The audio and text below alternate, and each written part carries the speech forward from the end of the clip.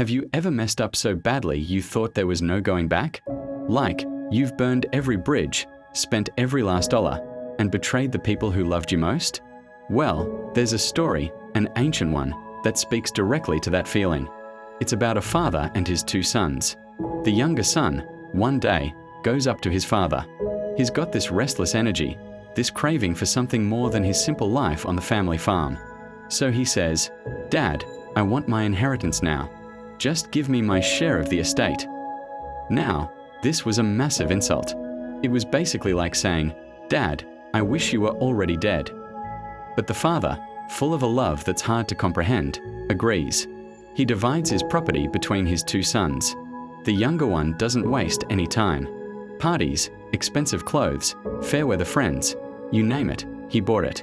He was living the high life, a life of complete and total freedom, or so he thought. Suddenly, the party was over. He was broke, he was starving, and all those friends? They were nowhere to be found. Desperate, he gets the only job he can find, feeding pigs. For a Jewish boy, this was the absolute lowest of the low. He was so hungry he found himself staring at the slop he was feeding the pigs, thinking it looked like a five-star meal. And that's when he hits rock bottom. In the mud and the filth, surrounded by pigs, he finally comes to his senses. Back home, even my father's hired servants have more than enough food to eat, and here I am, starving to death. In that moment, he makes a decision. He even rehearses his speech. "Father, I have sinned against heaven and against you. I am no longer worthy to be called your son. Just make me like one of your hired servants." He doesn't expect forgiveness, he doesn't expect to be welcomed as a son. He just hopes for a job, for a crust of bread, for mercy. So he begins the long, humiliating journey home. He's dirty, his clothes are rags, and is probably rehearsing that apology over and over again in his head.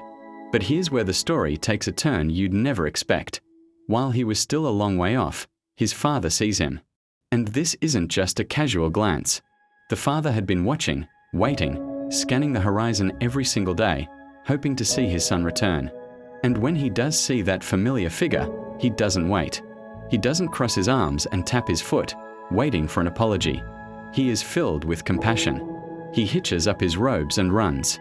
In that culture, an elderly, respected man would never run. It was undignified, but this father doesn't care about dignity. He runs to him, throws his arms around his neck, and kisses him. He's shouting to his servants, "Quick, bring the best robe and put it on him.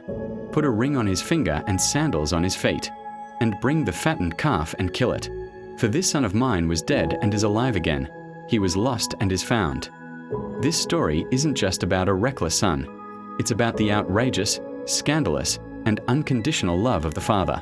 It's a reminder that no matter how far we've strayed, no matter how badly we've messed up, there's a love that is constantly watching the horizon, not waiting to condemn us, but ready to run towards us, embrace us, and celebrate our return home.